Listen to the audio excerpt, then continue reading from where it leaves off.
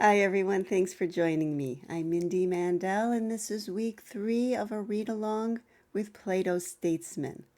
So I am using the collected dialogues of Plato. And here you can see in the table of contents that this version that we're using was translated by J.B. Skimp. And I will jump now to where we ended off in the text. Now, as always, there is a link in the description box to take you to a downloadable PDF. That's the same PDF that I'm using here. So last week, in the last video I did, we looked at a myth that was in this dialogue, the one that looked at the era of Kronos and the era of Zeus. And now we're going to see what he's going to do with it. So we're going to pick up here at 274E. Here let our work of storytelling come to its end, but now we must use the story to discern the extent of the mistakes we made in our earlier argument in our delineation of the king or statesman. Young Socrates asks, how did we go wrong then? Do you think that we are seriously off the track? One mistake was not so serious, but the other was a mistake on the grand scale. It is graver and more far-reaching than I thought it was.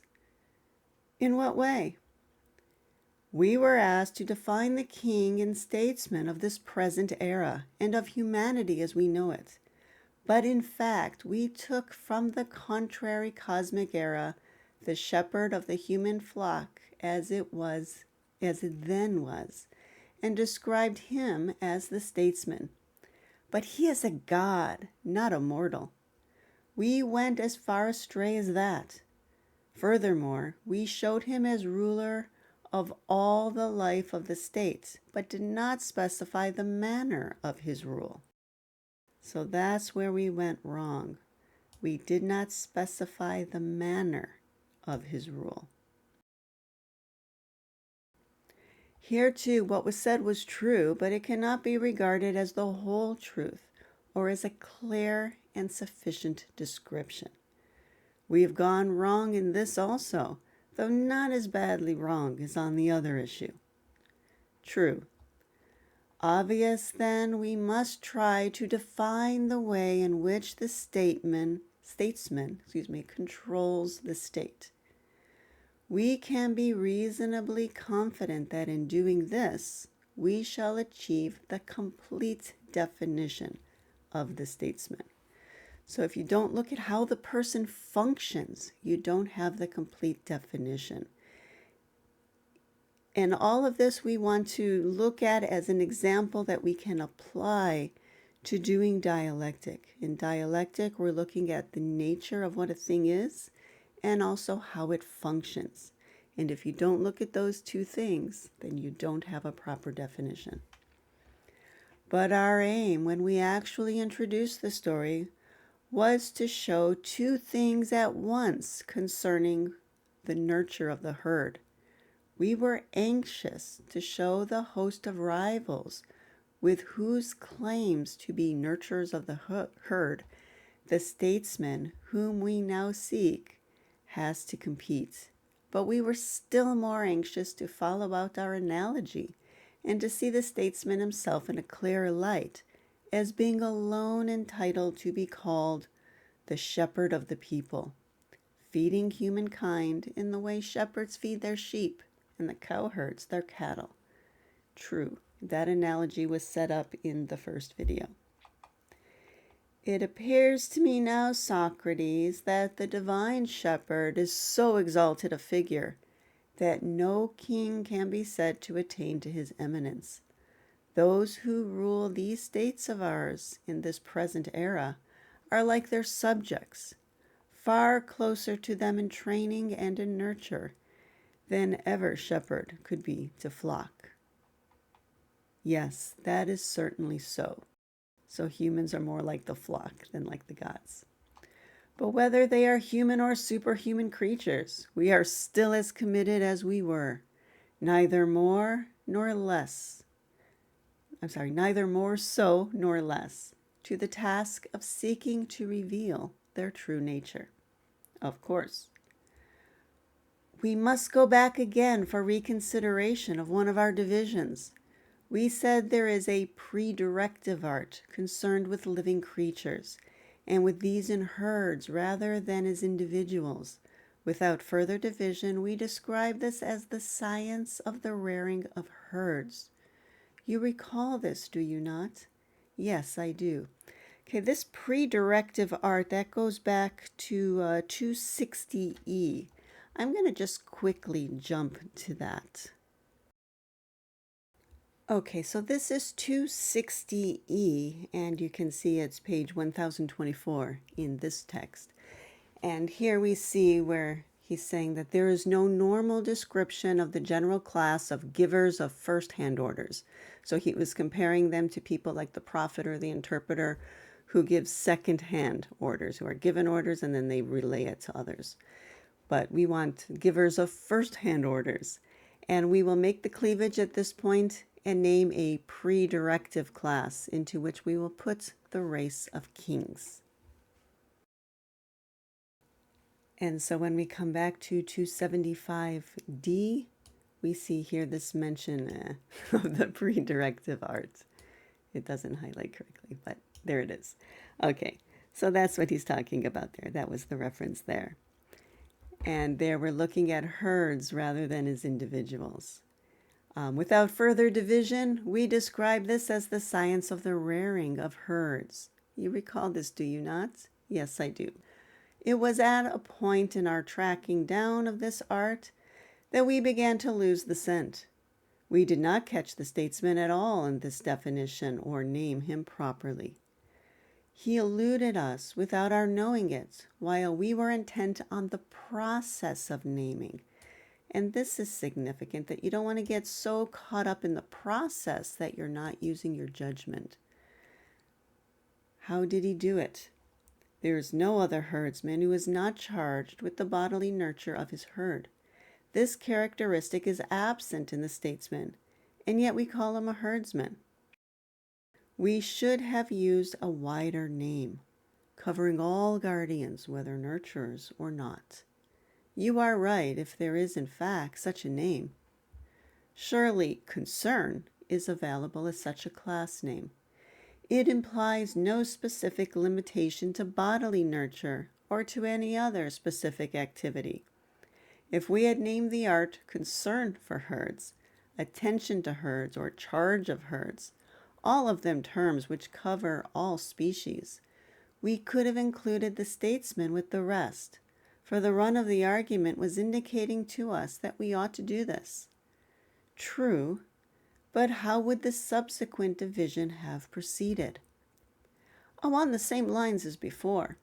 We divided nurture of herds into nurture of land animals, wingless, non-interbreeding, and hornless. We could have divided care of herds in the same way, and our definition would then have included both the shepherd king of the reign of Kronos and the ruler of our present era. Well, that seems clear, but I still want to know what follows. It is clear that if we had used this correct term, concern for herds, we should not have had to face the unreasonable objection that some make, that ruling is in no sense an art of tendance, as well as the other reasonable objection we met, that there is no specific art of nurture of human beings, and that if there were, there'd be many more directly involved in its exercise than any ruler is. And that's a reference back to something earlier where he looked at farmers and merchants, and there were many others. There was a whole list of them. You can find it at 267E.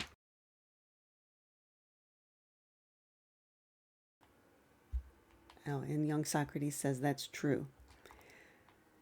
But if it is a question of an art of responsible charge of a whole community, what art has a better or prior claim than statesmanship to fulfill this function? What other art can claim to be the art of bearing sovereign rule? The art which bears sovereign rule over all men? None can. Yes, Socrates, But do we realize that we fell into another considerable error at the very end of our definition? What was that? However clearly we had determined in our minds that there exists an art of nurture of two-footed herds, we were not entitled without further examination to name this art kingship or statesmanship, thereby implying that a full definition of it had been obtained. What should we have done then? First of all, as we have just been saying, the class name has to be modified from nurture to concern. Secondly, this concern must be subdivided, for several further divisions are possible. Which are they? By one division, we should have set apart the divine shepherd and the human tender of men. True. By another division, we should have divided into two the art assigned to this human tender of men. Well, by what division? By distinguishing enforced tendons from tendons voluntarily accepted. Surely. So we're talking here about, is this ruler chosen, and do people voluntarily allow this person to be their ruler, or is it forced on them? I think we really went wrong at this point in our earlier definitions. We made a confusion, a needlessly stupid one, of the king and the tyrant. And these are entirely different people, differing in the manner of their rule. Yes, they are. So we have here, let's see if I can get this, maybe an underline. The king and the tyrant. Then let us be right this time. And as I said, let us divide the art of concern for men into two. We have enforced tendons. Ooh, that kind of worked. And tendons accepted voluntarily.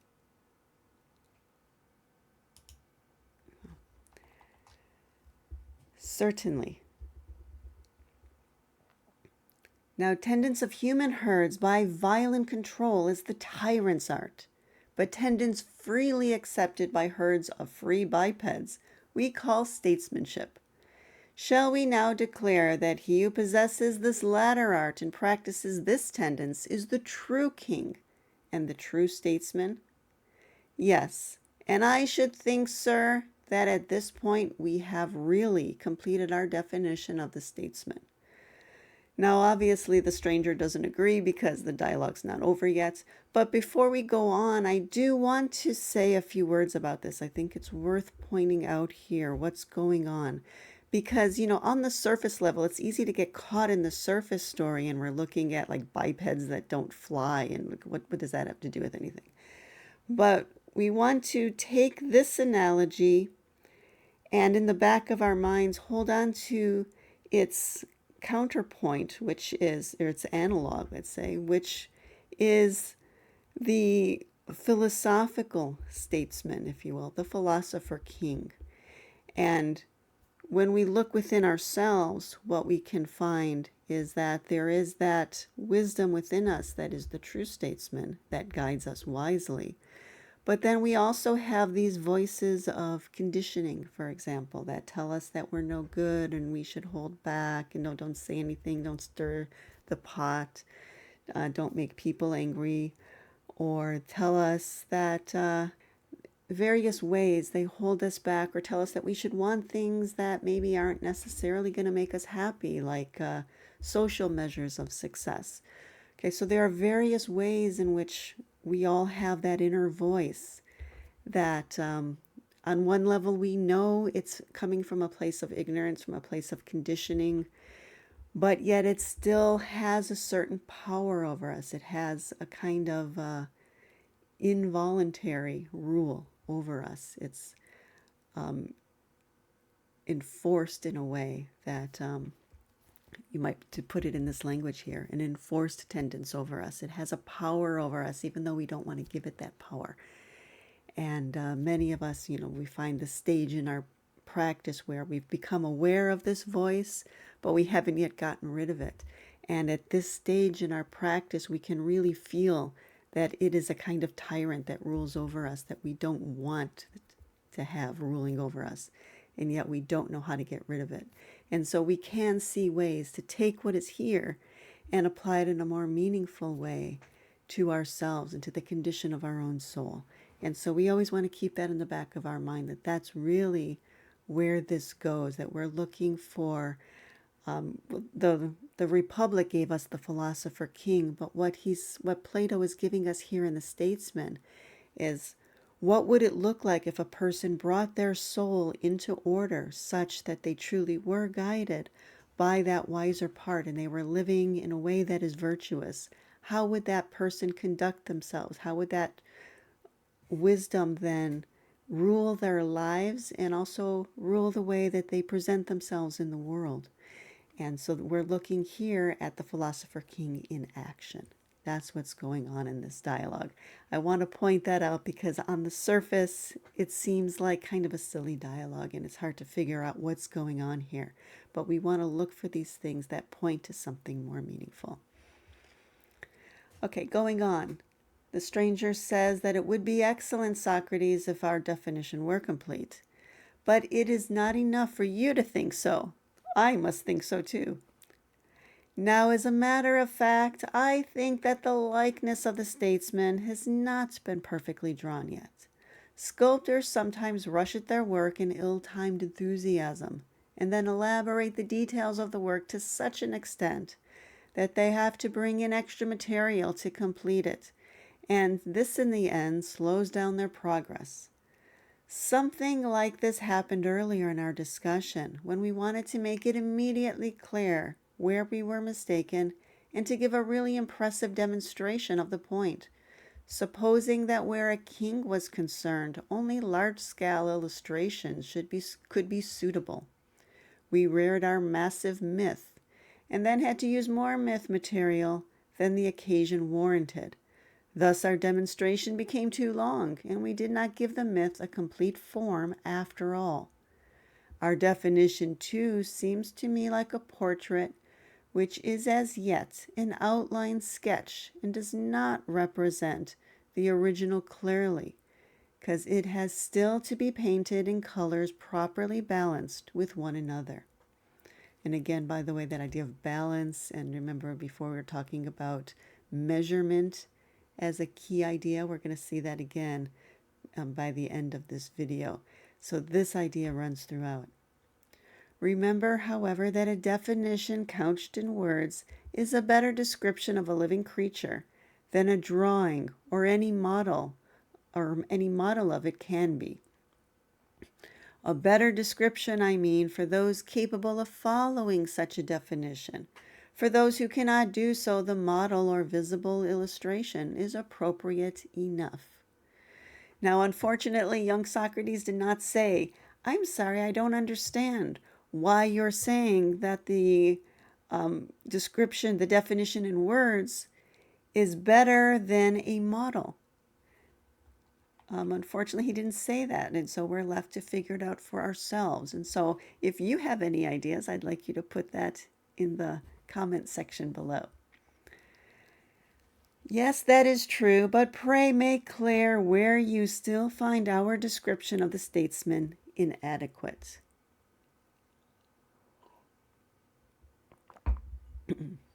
It is difficult, my dear Socrates, to demonstrate anything of real importance without the use of examples.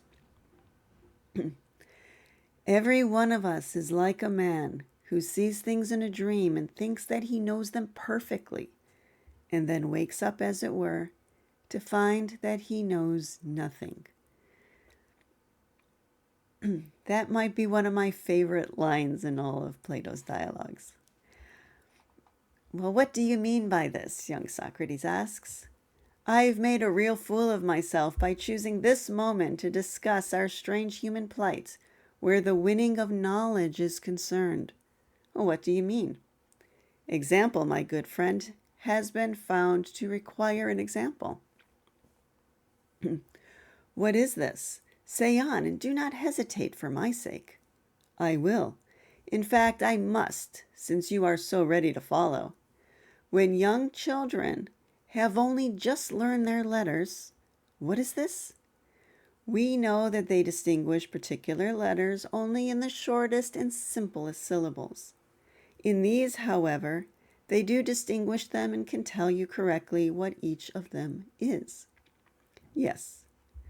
But if they see the same letters combined in other syllables, they fall into doubt once more and judge them incorrectly by making wrong identifications.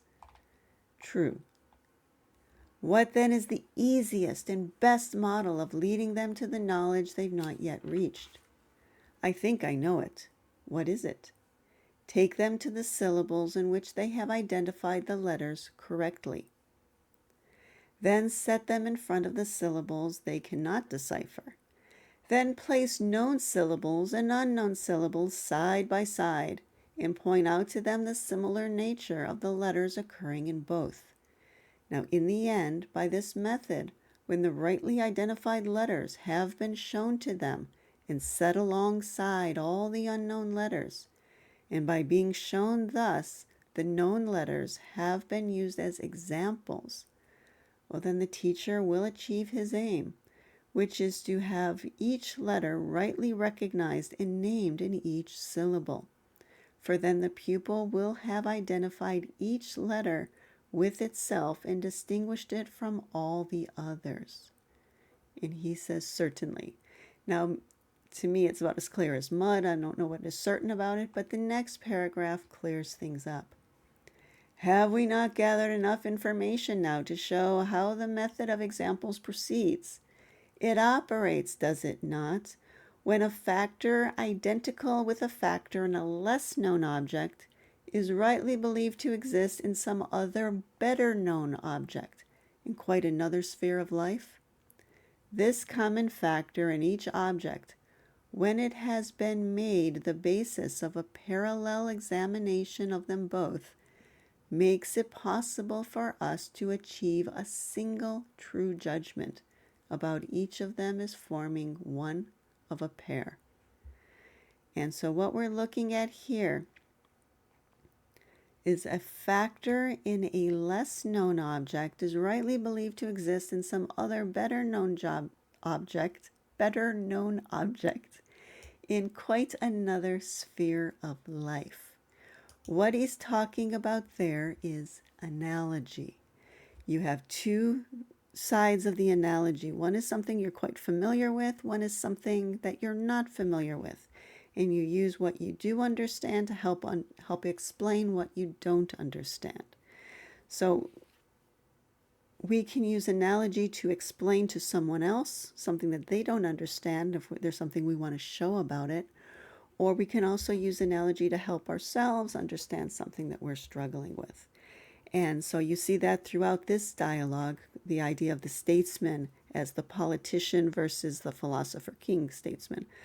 And you also had actually, even in the Republic, that whole thing is set up as an analogy. For those of you who haven't read it yet, it's what he's setting up there is the analogy of he's looking for justice in the soul. But we don't know what that is. Most of us don't really know what that is. And so Socrates uses the state and looks for justice in the state as a way of describing justice in the soul. And so everything he says about the state, you have to apply to the soul. And he's only going to mention things about the state that apply to what he wants to say about the soul. And so setting up an analogy. There's a better known object and a lesser known object. And so that's how analogy functions. And so he's saying that this is the thing we need to do. And that appears to be how it works.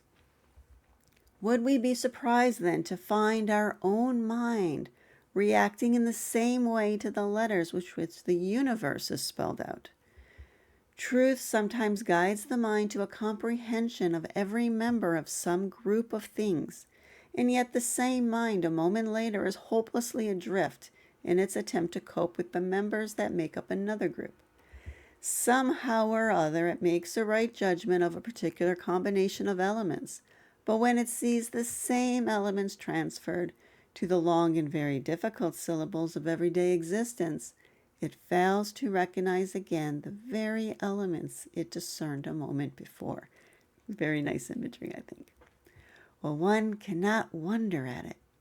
It is impossible, is it not, to achieve real understanding in an approach to any part of the total area of true reality, however small, if one begins with a false opinion. Let's see. Nope. I'm really hating this highlighting. Okay, I'm just going to highlight this part. You know what I mean. Okay. So this is something really, this is a basic principle in Platonic metaphysics, that we have to question our assumptions. We cannot start with something false. And this, by the way, is why so many of the early dialogues deal with questions like, what is beauty? What is virtue? What is courage? What is temperance, or sophrosun in Greek? Many of the early dialogues are dealing with these sorts of questions because we want to start at the very beginning. We want to, instead of what most people do, is we have a bunch of opinions and then we argue about them. Well, I have this idea, you have this idea, let's battle it out. What Plato is saying is, no, that doesn't work. We don't want to start from wherever we happen to be right now and just build on that. We look at where we're starting from and we go backwards, questioning our own assumptions, because we don't want to begin from a false opinion. So much of Platonism is captured right there in that principle, right there in that sentence. And young Socrates agrees that it would be quite impossible to find any area of true reality by beginning with a false opinion. And we talk about true reality, we're talking about, in that highest sense, true reality, reality itself, that which is beyond this physical world. You're not going to find it in this physical world. And that is really key. And that's maybe something I should point out here, because the analogies we're building, we are looking at the physical world to build our analogy, certainly of the politician, the statesman as politician. But what we're really looking at and what we're really doing in dialectic is looking to the true realities. All right. Well then, if this is the true state of the case, you and I could claim to be sound in our former method and in what we plan to do now. We've tried to discover the nature of example in general by studying a small and particular example of example. What we intend now is to discover scientifically, by means of the method of example, the nature of tendence as applied to the whole community. And we intend to do it by taking from lesser realms the quality identical with the kingly quality, and to use its lesser manifestation there in order to discern its supreme manifestation in him, the statesman or the king. Now, when he talks here then about using scientific means, scientific means and applying it using example, what he's really talking about, what he's describing here, is analogy.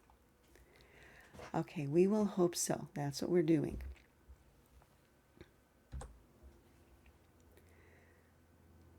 So we must take up once again an earlier stage of our discussion, foreseeing that there proved to be any number of competitors to dispute with the kingly class the duties of the tendents of the states. We must surely set aside all competitors and leave only the king in possession. It was to help us to this end that we decided that we needed to employ an example. True.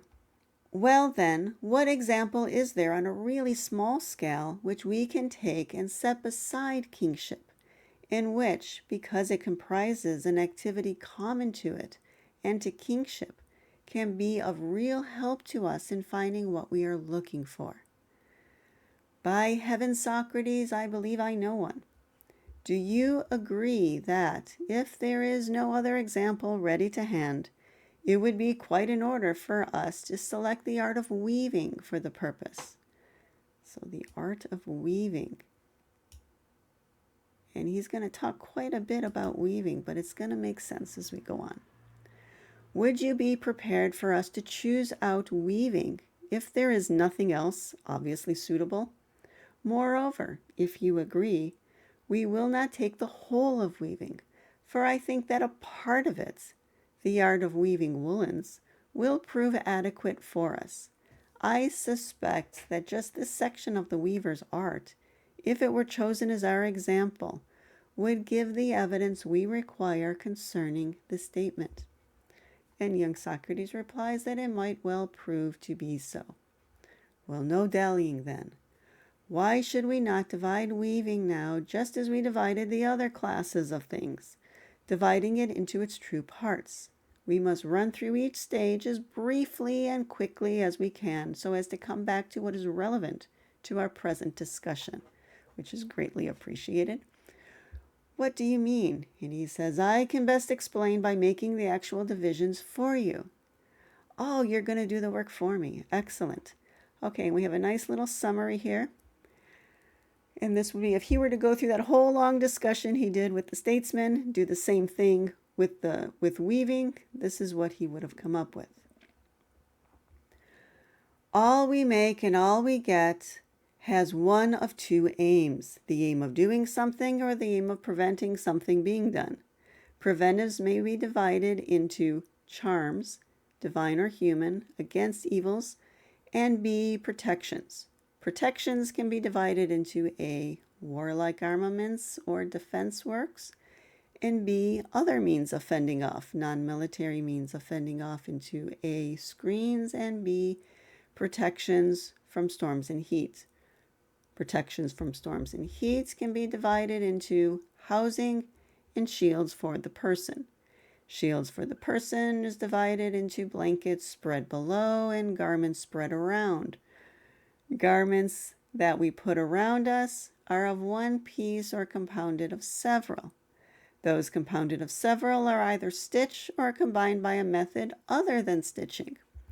Of the unstitched, some are made of vegetable fibers, others are made of hair.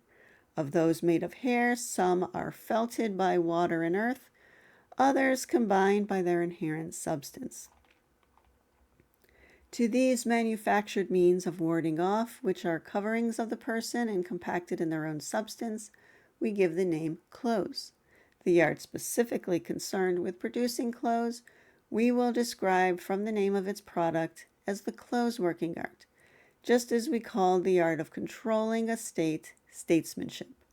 We may also say that the art of weaving, or at any rate that very large section of it concerned with the production of clothes, is distinct in nothing but name from this art of clothes working. Just as in the other case, we regarded the arts of kingship and statesmanship as synonymous. Quite right. So I'll leave it for you to go through to question, is it really true that everything we do has only two aims? Did he start from a good place?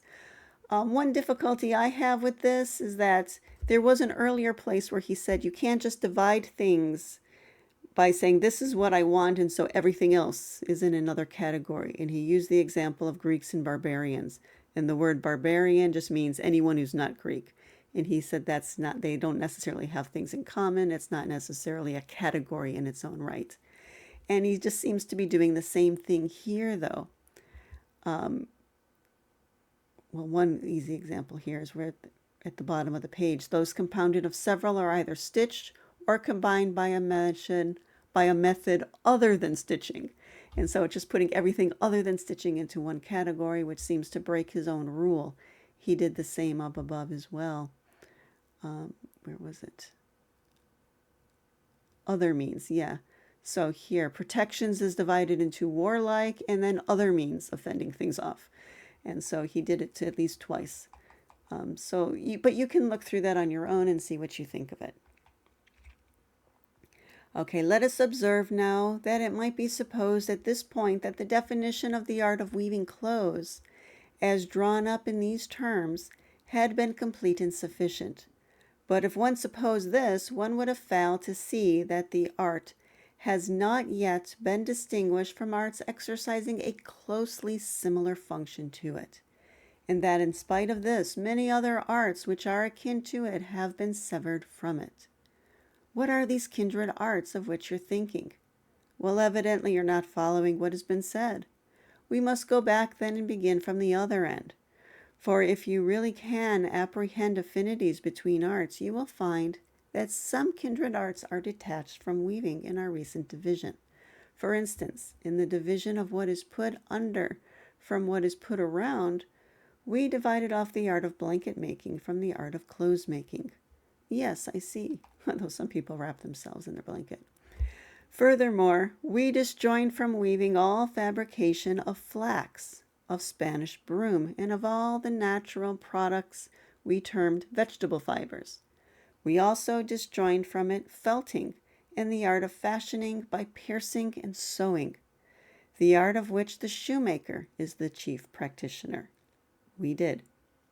Then, in excluding the art of making garments of one piece, we excluded the art of the skinner. Among arts of protective housing, we excluded the art of stemming inroads of water, along with house building, erection in wood, and similar arts. We also excluded all the arts of fencing off, but these include the arts of providing means of preventing theft and other violence, arts connected with making lids and doors and door fastenings, normally assigned as sections of the arts of joinery. We also cut off the whole art of armor making, which is an extensive and extremely various section of the art of producing defenses. Finally, we separated off, right at the beginning of our definition, the magician's art, and that of making spells to ward off evil. The remainder, when all these had been excluded, was, we might fairly suppose, the art we had been seeking, the art concerned with producing works of woolen protection designed to ward off violences of climate, called by the name weaving. Yes, that seems to be accurate.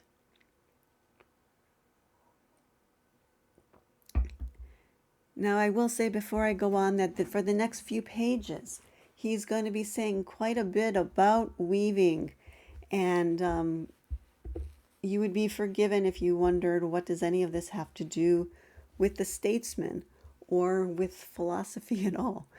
But it will make sense by the end. We're going to get to a really good section by the end of today's reading, by the end of this video.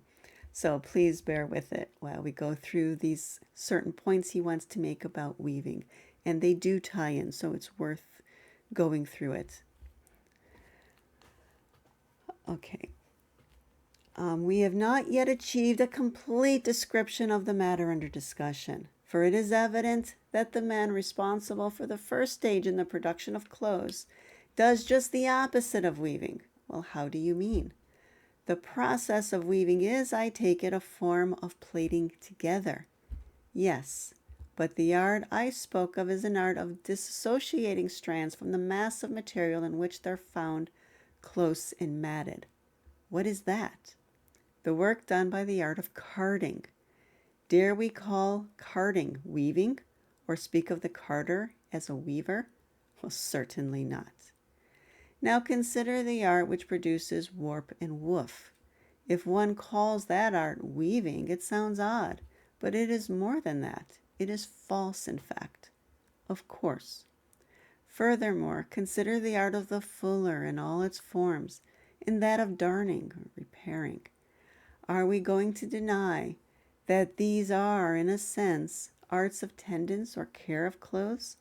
But if we admit that they are such, does it follow that we shall call them all arts of weaving? By no means. And yet, the claim to preside over the care and the production of clothes is a claim which all of these arts dispute with the weaver's mystery. They are ready to concede to weaving a very considerable part of the whole province of clothes working, but at the same time, they demand the assignment of no small part of it to themselves. That is very true. Then in addition to these arts, we have to consider the arts which produce the instruments by which the weaving process is carried out. We must suppose that all have their claim to be at least contributory to the making of every piece of fabric actually woven. That is so. Do we still suppose that weaving, or rather our selected portion of it, will have been adequately defined if we declare it to be the highest and most dignified of all the arts concerned with woolen clothing? Would not this definition, though true as far as it goes, lack clearness and finality until we have dissociated all those other arts from weaving? It would. Then our next duty is to make this separation so that our definition may proceed by the right stages. Yes. To begin with, let us observe that two groups of arts are involved in active operations of all kinds. What are they? One class contributory to the production, the other actually producing. In what way? I mean by contributory arts those which do not fashion the product itself, but prepare the tools for the arts which actually produce it. They are arts without whose previous assistance the specific task of the productive arts could never be performed.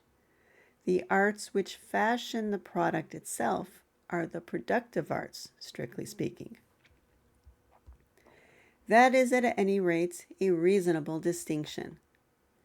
Then may we take the further step of distinguishing arts which manufacture spindles, shuttles, and all the other instruments of clothes manufacture as contributory arts, from the direct productive arts which actually treat and produce the clothes. We certainly may. Among these productive arts, those of washing, darning, and general servicing of clothes, the relevant section of the very extensive art of adornment, may fairly be grouped together, and we may call the whole group the art of the fuller. We may. Carding and spinning and all the other special processes involved in the manufacture of woolen garments together form part of the art of wool manufacture. This time we have an art with a name familiar to everyone, of course. Wool making has two principal sections. Each of them is comprised of arts which are parts of a pair of arts.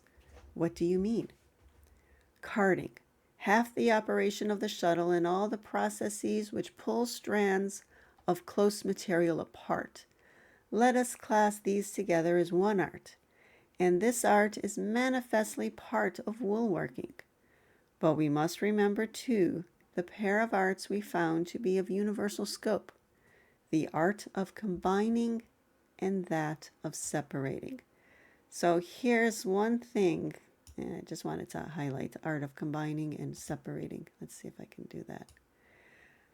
This is something we can apply to dialectic. After all of this, we come out of it with combining and separating. And those are things that we do when we are doing dialectic. Well, carding and the other arts just mentioned come under separation. Thus it is separation of the raw wool and separation of the strands of warp, the former being done by hand, the latter by the shuttle, which have been given their respective names, which we used a moment ago. Very true. Now let us consider in turn the art of combination, and look for the part of it which coincides with part of the art of woolworking. We must now omit all sections of woolworking which come under separation. Then we shall have divided woolworking by distinguishing the part which combines and the part which separates. So two separate functions. Let us assume this division.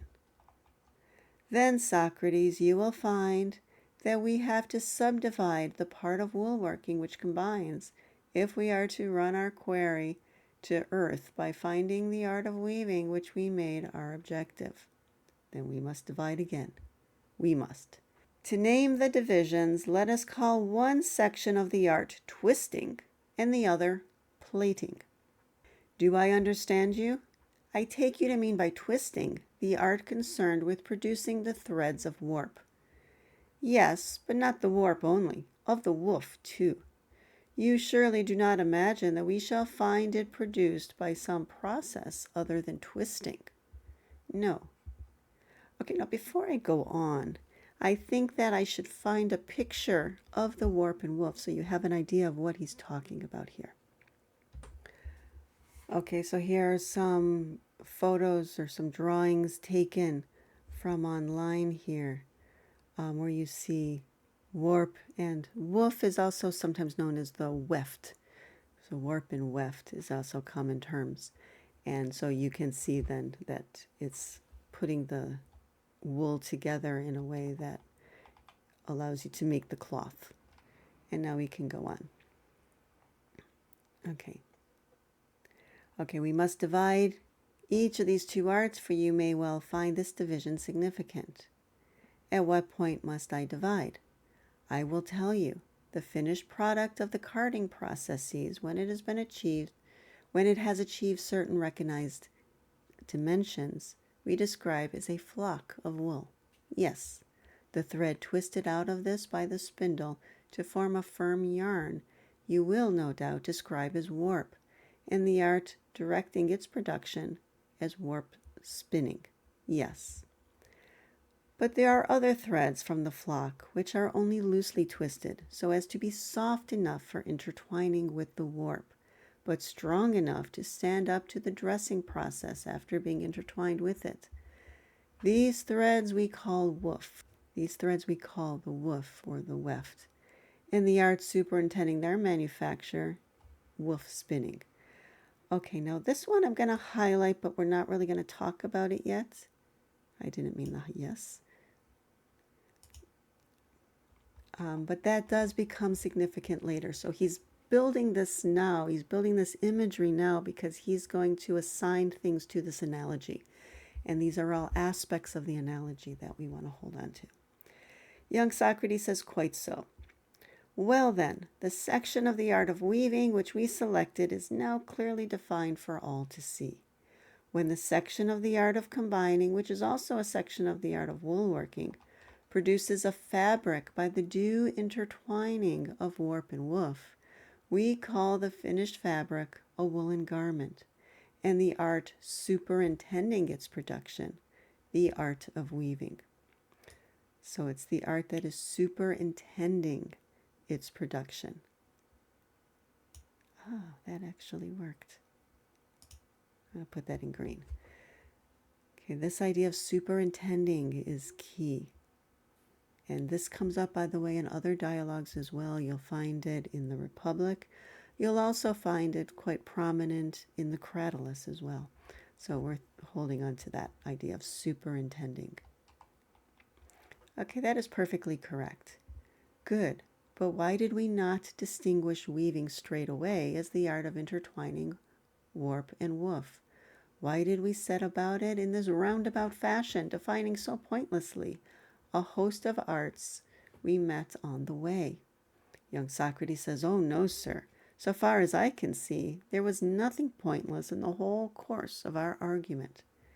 I'm not surprised that you think so now, but some day you may think differently. I want you to administer a prophylactic against this malady of doubt. Should it one day come upon you, as indeed from time to time it well may, there would be nothing surprising in its doing so. Listen then to a prophylactic argument applicable to all troublesome questions of this kind. Pray explain it, sir. First, let us examine excess and deficiency in general. In this way, we shall obtain a standard of length applicable to what is said on any occasion in this kind of discussion, a standard by which we can accord praise to what is said or censure it, either as excessive or as deficient. Let us make the examination then. We can only We can only discuss the matter effectively by considering these qualities in their real nature. In their real nature. So now we're getting to a significant section. And we're going to get through this section, and this is where we'll stop for today. But this is really building something significant here for his argument. So we're looking at real nature. Which qualities are we looking at? Length and brevity and excess and defect in general. We are agreed, I presume, that the art of measurement is involved in all of these.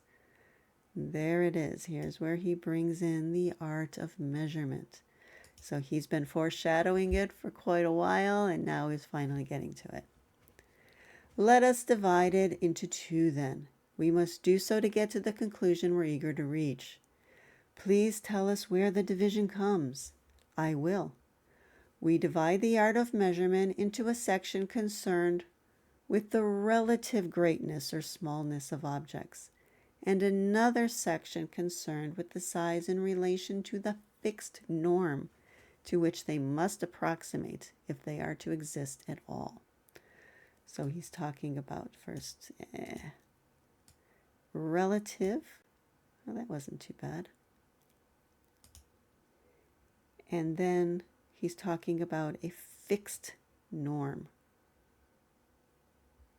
And let's see if I can, I think I can do it. There we go. So there's the relative and the fixed norm. And so we're going to see what he's going to do with this. This is where we're finally getting into something that we recognize as philosophy. All right, what do you mean? Do you not agree that in the nature of things, the greater can be so called only in relation to the less and to nothing else? And conversely, that the less can only be less than a greater. It cannot be less than anything else. It cannot. I quite agree. On the other hand, will we not also be ready to assert that we do in fact hear words spoken and see acts done, which at one time exceed the essentially right measure, and at another time fall short of it? Is it not just this matter of attaining the due measure which marks off good men from bad in human society? I'm going to highlight this phrase here as well. This is a significant phrase, the due measure. We want to get a better idea of what he's talking about here. It is evident.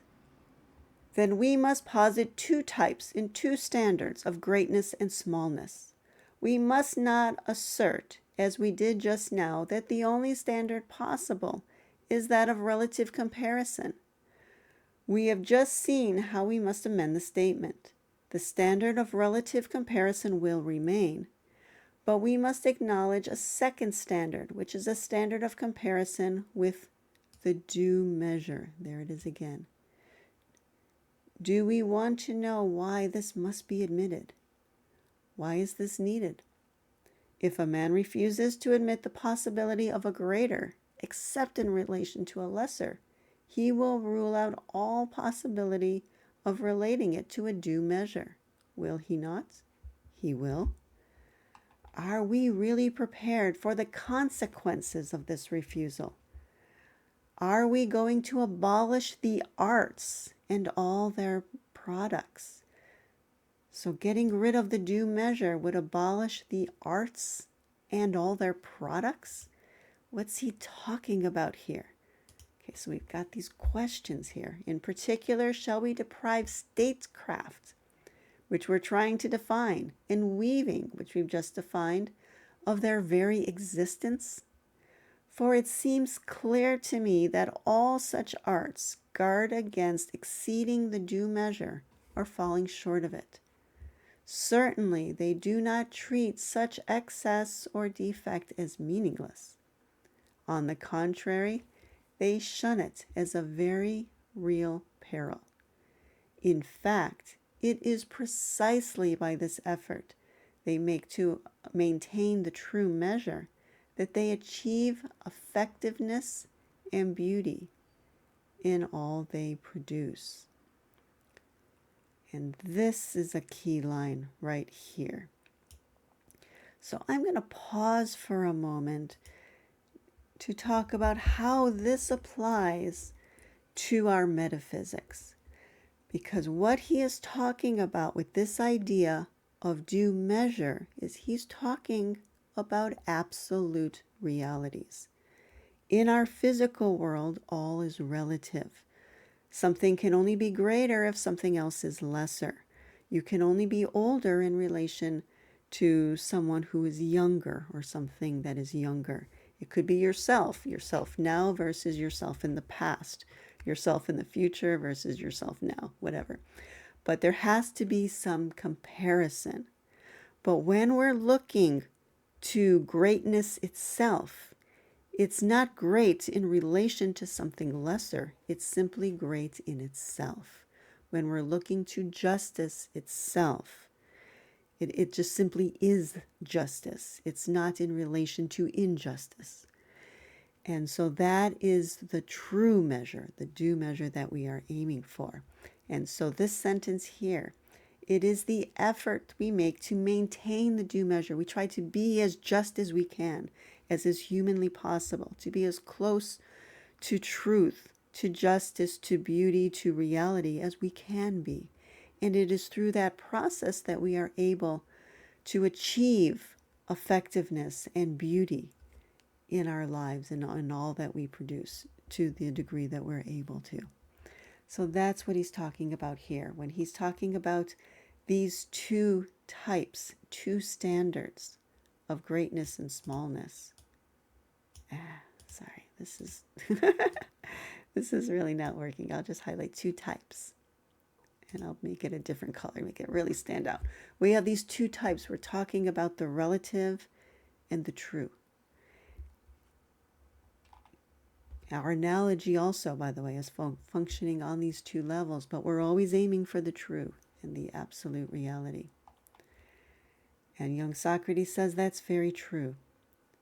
But you must admit that if we dismiss statecraft as unreal, we shall have blocked all means of approach to any subsequent study of the science of kingly rule. Whenever we're talking about a science or we're talking about an art, we're talking about that which is truly real. And so even though we're looking at statecraft and on one level talking about it as the politician manifested in this world, what we're really doing is looking to the absolute reality, the eidos of what we might call statecraft. And he says that's obvious. Must we not do now what we had to do when discussing the sophist? And that's a different dialogue. We had to insist then on the admission of an additional postulate, that what is not X nevertheless exists. We had to introduce this postulate because the only alternative to asserting it, which our argument left us, was to allow the sophist to escape definition altogether. In our present discussion, too, there is an additional postulate on which we must insist, and it is this. Excess and deficiency are measurable not only in relative terms, but also in respect of attainment of a norm or due measure. For if we cannot first gain assent to this postulate, we are bound to fail if we advance the claim that a man possesses statecraft, or indeed that a man possesses any other of the special forms of knowledge that function in human society. So we must acknowledge the absolute realities in order to make any sense at all of this world here as things function in human society. So this is a really important paragraph, by the way. Please look this one over on your own.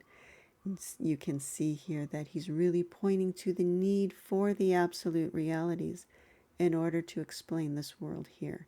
And when we look at the arts in this world, we can look at things that on the mundane level don't seem very profound, like weaving.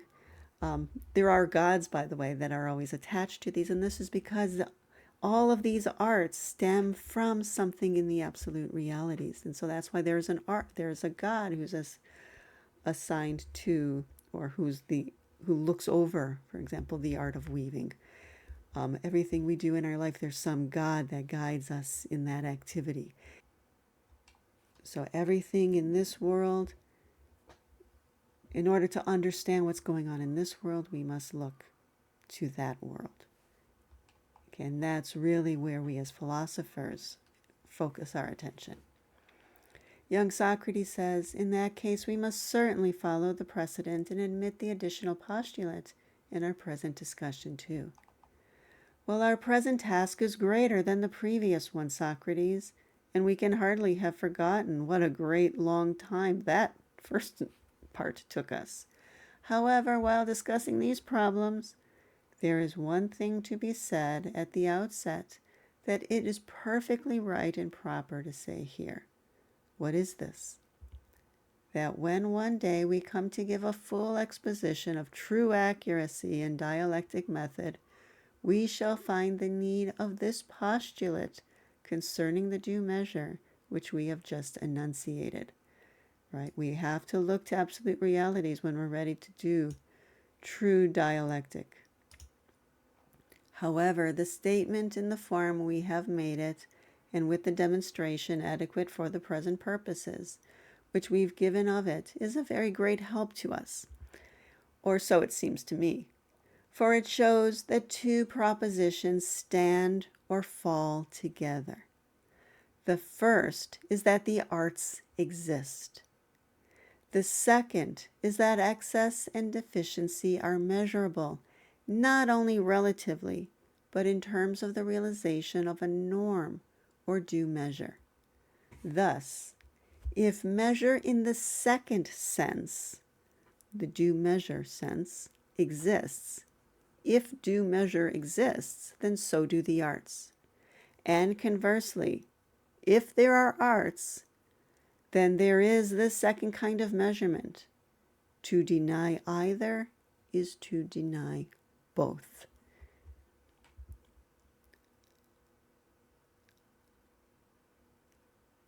I'm going to highlight, really, I don't know why those letters, the E there highlighted, but anyway, I'm going to highlight this section here because this is a key argument. Please look this one over and make sure it's clear in your mind why there must be absolute realities in order for the arts to exist, and why the existence of arts then looking at it in the other way, why the existence of the arts points to us that there must be absolute realities.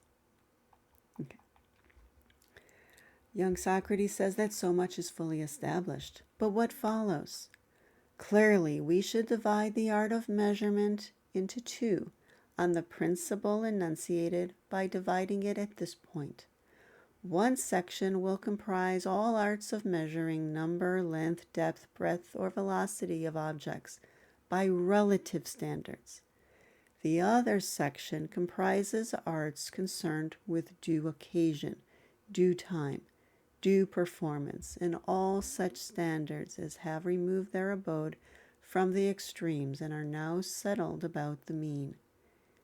Each of the subdivisions you have named is very extensive, and the one differs vastly from the other. Does not the statement we have just made turn out to be precisely what many of our erudite friends say from time to time, and say with the air of men uttering a profound truth? We are saying like them that measurement is involved in all that is brought into being. For all activities directed by arts involve measurement in some form or other. But our friends, for all their erudition, have not been trained to study things by dividing them into real classes. So what he's talking about here are the relativists, the materialists. As a result, here we find them confusing these two types of measurements, which are in fact so different just because they have judged them to be of like nature. There are other classes of things about which they commit the opposite error. They distinguish them but fail to distinguish according to the real distinctions. Now, the following would be the right method. Whenever it is the essential affinity between a given group of forms which the philosopher perceives on first inspection, he ought not to forsake his task until he sees clearly as many true differences as exist within the whole complex unity. The differences which exist in reality and constitute the several species. Conversely, when he begins by contemplating all the unlikeness of one kind or another, which are to be found in various groups of forms, the true philosopher must not pull a wry smile and give up in disgust until he has gathered together all the forms which are in fact cognate, and has penned them safely in their common fold by comprehending them all in their real general group. But let this suffice on these topics and on excess and deficiency in general. Let us, however, be careful to maintain the ground we have won. We have discovered beyond dispute two distinct forms of the art of measurement concerned with excess and deficiency, and we must remember what we have declared them to be. We shall not forget. So that is the end of that topic. You can see the next line. So much for that theme. Now we're going to go on to something else. So that's where I'm going to pick it up next week. But he ended here on a very important note, showing that relativists then fall into this trap of always thinking that they're good enough and not measuring things by their true measure. You don't have to, if you're not looking to justice itself and to virtue itself to be truly healthy, then you're going to just measure yourself by the people around you. And if you're around people who are not very just, not very virtuous, then a fairly low level of virtue is good enough. You can be virtuous in comparison to those people, and that's good enough. And you see this happening in our society. If we look around in our societies, we see a lot of this happening, that where relativity comes in, where people drop their true standards, then you find mediocrity becoming the norm. So we have these two standards that in doing philosophy, we don't look at our physical world, the world of relativity. We only look at it as an analogy to that higher world, because where we really focus our attention is that higher world, to the absolute realities. And so that's, and he gives us a bit more here that you can apply to your practice of dialectic. And that's where we're going to stop for today. If you have any questions, any comments, anything that you would like to add to the conversation, please put that below. And as always, I thank you for watching, and I hope you'll join me next time. So long.